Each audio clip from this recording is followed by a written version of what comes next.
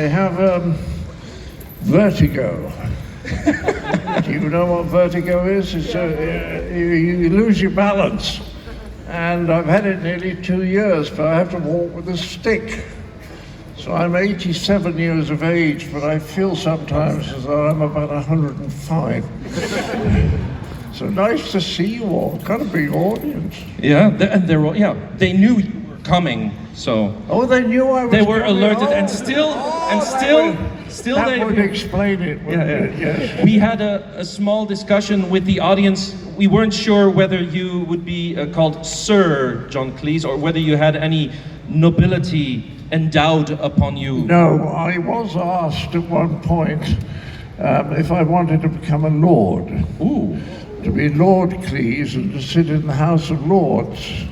I was asked by the leader of a party called Paddy Ashton, who was the Liberal Democrat leader, and he said to me, I'm afraid it would involve being in London in the winter. So you said... You could vote in the House of Lords, and I said, pass. So I have no honours at all, except that I have a species of lemur. Do you know what lemurs are? Little Madagascar thing called cat monkeys. I have a species of lemur named after me, and I'm very proud about that. If you buy a book of lemurs, there will be Cleese's woolly lemur, with a Latin name Avahi Cleesii. So I'm very proud of this, and it is the only honor I have.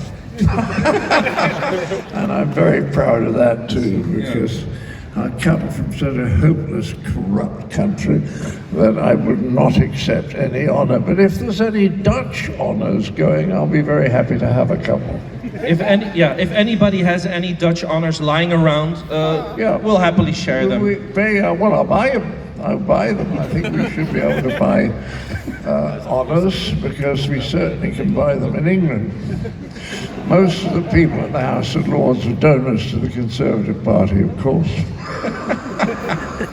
What a rabble. I will be jumping now into the audience and checking out what questions they have for you, right? Yes, absolutely. Good, let's see if I can do this feat of athleticism. No, I've done this before. Oh my God. See, with the aid of the rabble. That was good. Now you. That's a dense sentence. So, first question. Oh, pretty lady. Oh, Pretty thank lady you so in much. very John. silly costume. Well done. I I love think silly. you're the silliest person here, aren't you? Yeah, I love silly. Well, there's one or two other silly people, but I think you're the silliest. What's your question, thank darling? You. Oh, Sir John. I've been to 2 of your Last Time Before I Die shows, one in South Africa and one here in Holland, and they were marvelous, of course. But what I was wondering is, do you get reborn after each show, and how does that feel? Well, a lot of people ask me this, but what I've discovered is, as I am a devout Christian, that if I die, it is possible to rise again on the 3rd day. It's an old trick, an old Christian trick that was taught to me by my great-grandmother.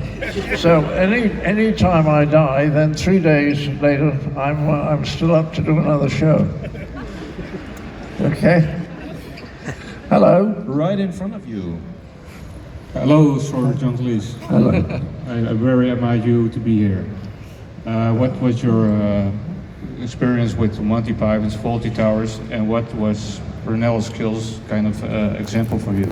What was the last bit? What was Brunello's skills kind of? Oh yes, well Brunella was an example.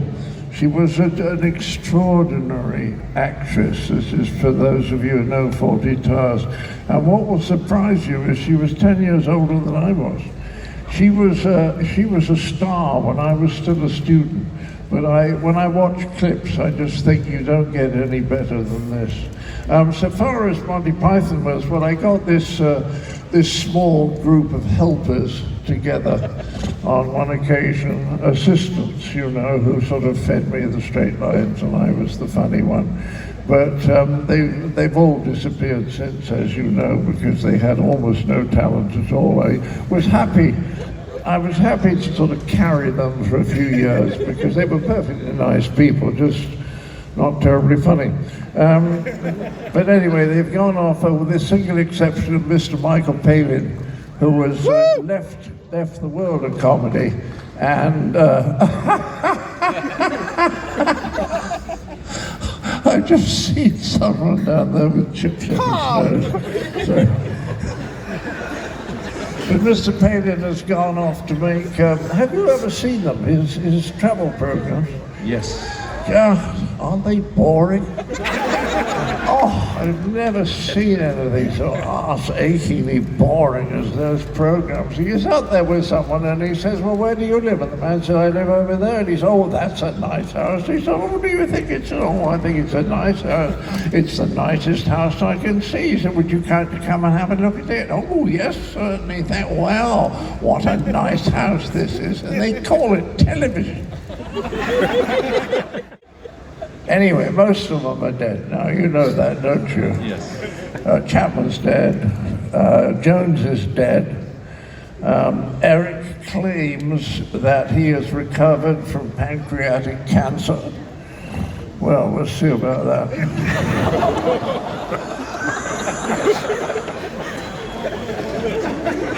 Well, we have Erik here, and no. Oh. Well, bring the box up on stage.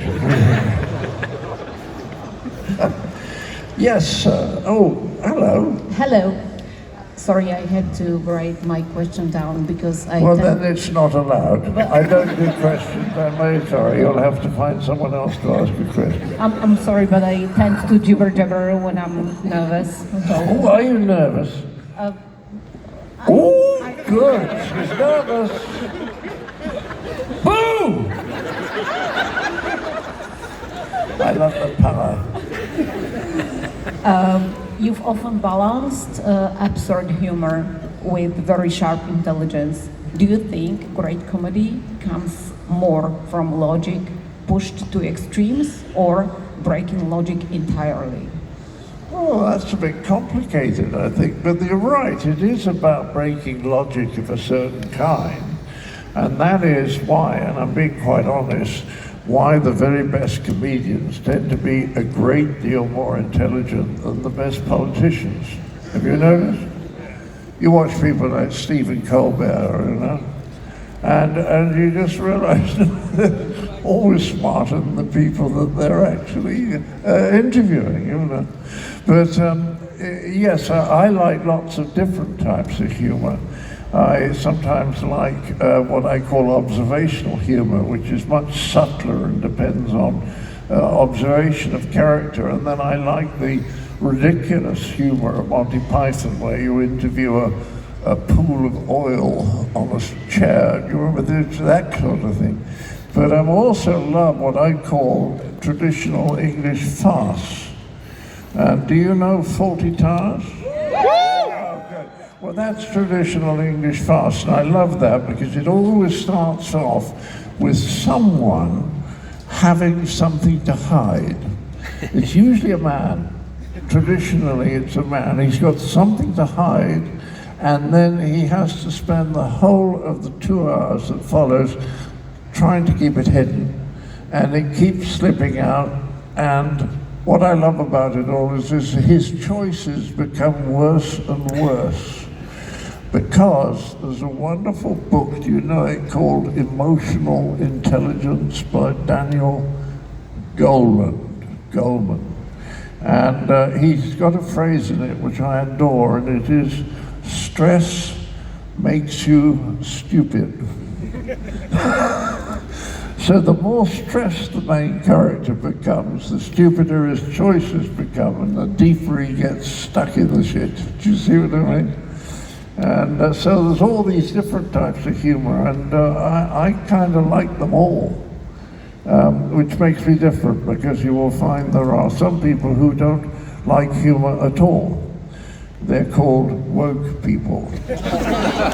And they don't like humor, and they try to stop it. They think it does harm.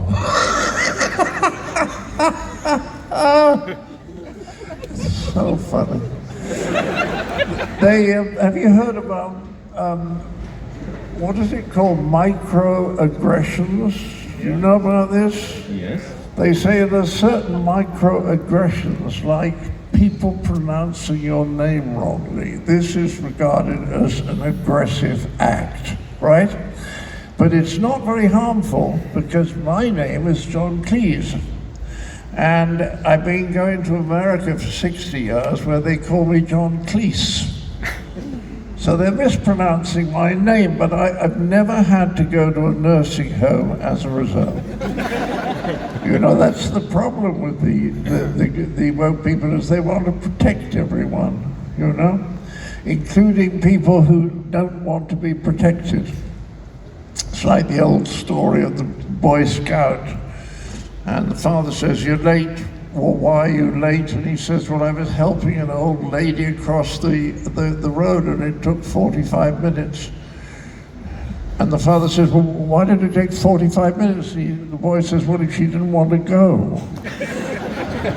You could go on protecting people to the point that it doesn't actually help them. And I wish, the way I put it is, I wish that people with very little sense of humor would not try to stop people with a sense of humor from laughing. You know, because laughing is very good for us. Laughing is very good for us because it puts us in a slightly different frame of mind where we can handle difficult situations better. At these Comic-Cons, you'll be amazed to know how many people say, "Thank you for helping me through difficult times." I never thought I was doing that, but people do that, even if it's on a small scale. Even if they get back one evening and they've had a rotten day at the office, they sit down and they watch an episode of Fawlty Towers, and after that, they're fine. Now that's wonderful. I call myself a comedy therapist, you know. Anyway, I love it, and also the other thing is it's very good physiologically. We had a message from a man in Malmö in Sweden who said that when he left the house that morning, his top blood pressure was 196, and when he got back it was down to 144. He dropped 40 points because he'd been laughing a lot, because laughter relaxes us. Now that's the end of that sermon. Do we have any? Another question? Yes. Yes, we got another question. Good day, sir. day. Do you sell any Venezuelan beaver cheese? No, I'm afraid no. All the beavers got killed. One of them bit Donald Trump, so he had them all massacred. It was very sad. So then it's worth it. Yeah. Thank you. Yes. Hi. So I had a question because a lot of silly things are happening. Well, I hope you've got a question, because otherwise you're wasting our time. Yeah, I was thinking about it, but I think I have one now. So there are a lot of silly things happening in this world, and I was asking myself if you have seen anything that happened that was so silly that it sounded like a sketch. Well, yes. I mean, there's a lot of that going on at the moment, mostly in the Trump cabinet. But there are one or two things that I rather like. For example, you see, as you get older, you realize that most people have no idea what they're talking about. My calculation is that it's about 12% of people know what they're talking about, and the other 88% don't. And I said to an American doctor, I think only about 12% of your fellow doctors know what they're doing. And he said, "Oh no, I think after 7 or 9 years training, most of them know what they're doing." Well, do you know what the leading causes of death in America is? 1, cancer; 2, heart; 3, medical errors. Each day, the number of people who die because the doctor made an error is the same as 2 jumbo jets crashing at the same time. So very, very few people have any idea what they're doing. There are people, particularly in America, who will buy a pre-owned car when they would never buy a second-hand one. Now, can you understand that?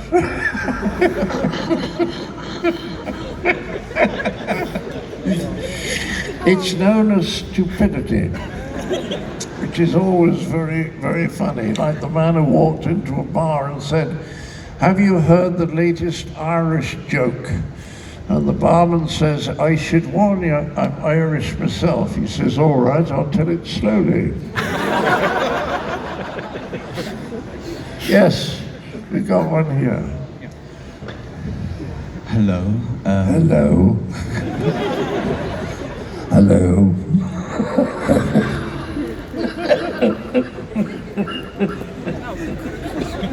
Hello. He can't speak, he's laughing so much. Hello.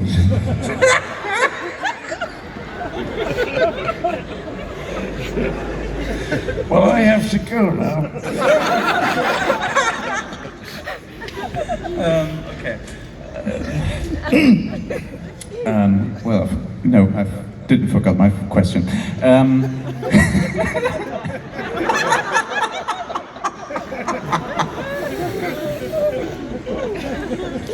Okay. Oh, hello.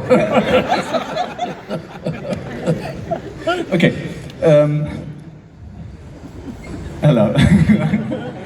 The question is. Oh, Okay. there's a question. Oh, it's getting good. It's getting good, everyone. In the life of Brian, you played, or in the Holy Grail, you played lots of characters. I mean, it's easier to jump in one role and focus on one character, but if you jump in so many characters, how is it? How do you do that? Well, I think if you had to switch straight from one to another, but each one of them was in a different scene. And as you grow up as a comedian, what you find is that you get certain characters that you can go into, like, if you know, if I wanted to sort of give the impression of being somebody sort of English, and then sort of upper class, and then sort of Oxford accent, I go straight into it. Do you see what I mean?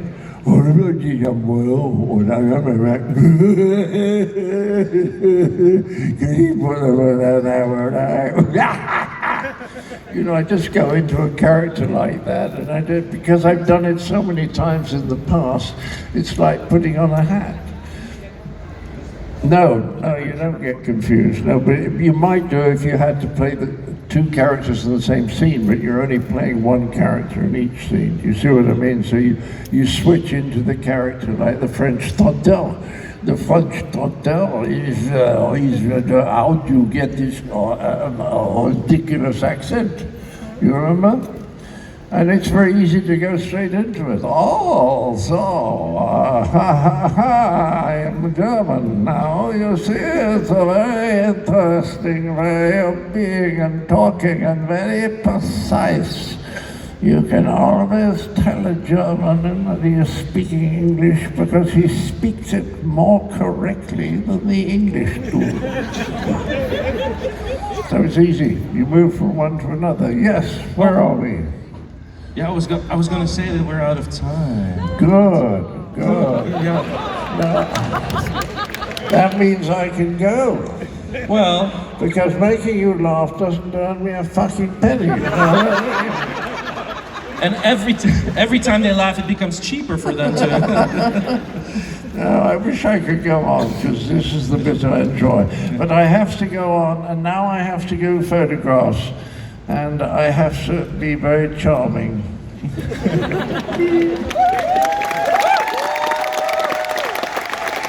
Well, if they have any more questions, they're free, of course, to look for your banner. Ask you a question there, maybe get an autograph, and meet you in person at their table. Ladies and gentlemen, he's doing fine. He's doing fine.